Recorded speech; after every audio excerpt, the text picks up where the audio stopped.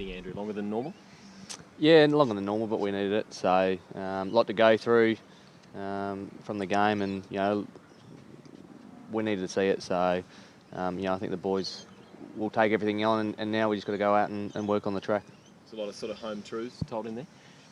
Oh yeah, there were. Like there's some certain key things that are letting us down, and we need to see them. So it starts from the top down. So the older guys, we've got to be the ones who've got to take responsibility for it and lead the way. And that's what we saw. What were the main things that were pointed out? I'm not going to go into specifics, but there were some really key things. We showed in the first quarter when we're doing them, we're really playing well.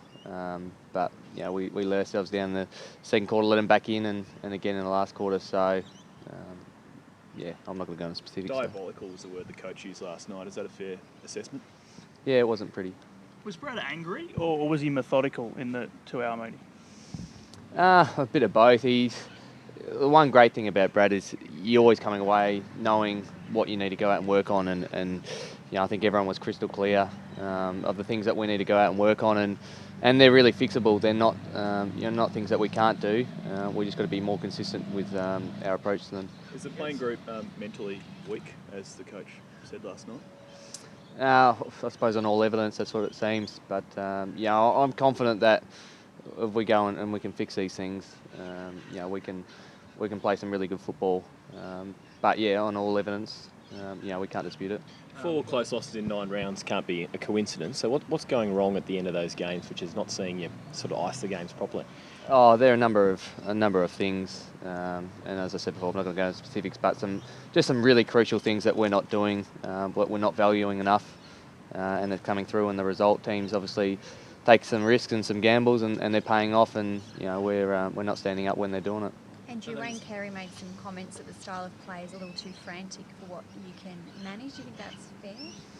No, I don't, because I think we've got some things that we should be doing, which we don't, obviously, in those last, not just in the last quarter, but even in the second quarter when they kicked a couple of goals, which are letting them back into the game. So, there are times when we do probably need to just, be a bit more considered with our approach going forward. But, we're really comfortable. Part of the way we do play is to take the game on, and that enables us to set up behind the footy really well, and we're not getting that.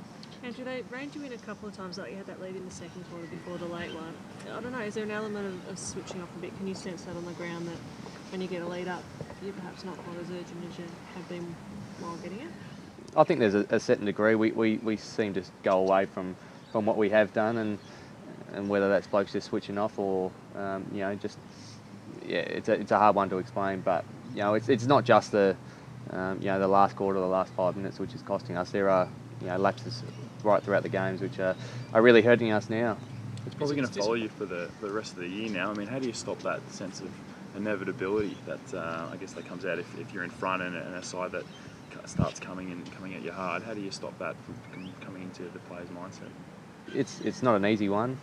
We just got to go out there and perform and see how we go. So I suppose you don't know until you're under that pressure. And as you said, it's going to follow us all year. We put ourselves in the situation.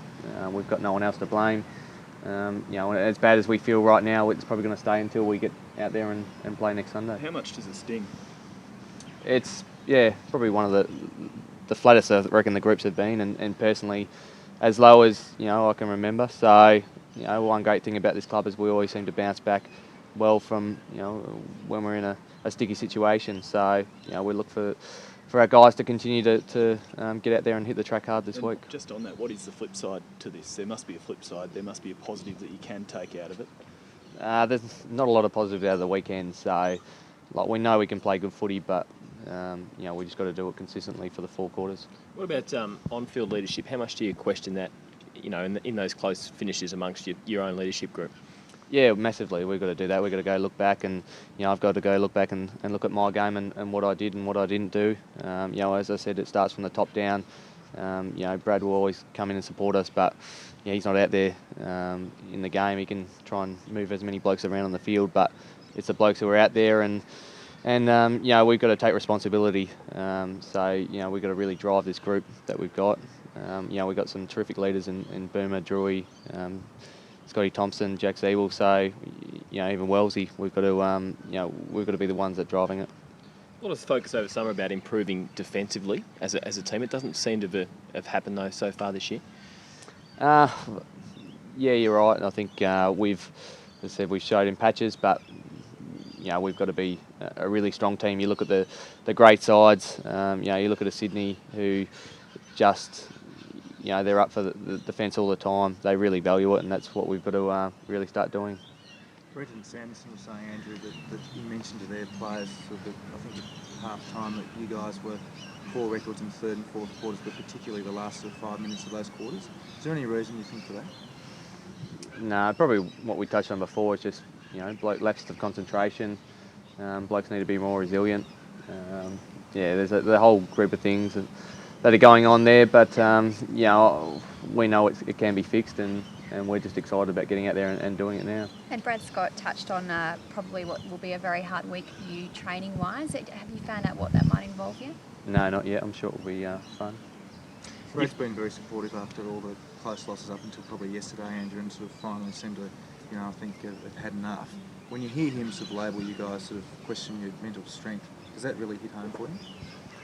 Oh yeah, it does. It shouldn't get to the point where it has to be like that. As I said, Brad's been a great supporter of us, and he still is. But it gets to a point where you have to draw a line in the sand and say, okay, we're not going to cop these losses. So we've got to go around and turn it around.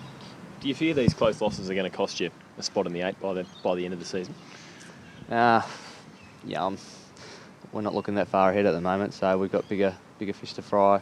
We just look at this week. It's an old cliche, but it literally is now, just 1 week at a time. So we're going to go back and start earning some respect. Do you feel you can still make it though? If we win every game, we'll make it. So yeah, we're not worried about that. Do you take any lessons out of last year, Andrew? I mean, if you beat St Kilda this week, you'll be 4-6, the same as last year. Does that experience help you? Do you think? No. I think we're a different side to what we were last year. We're playing a different brand of footy.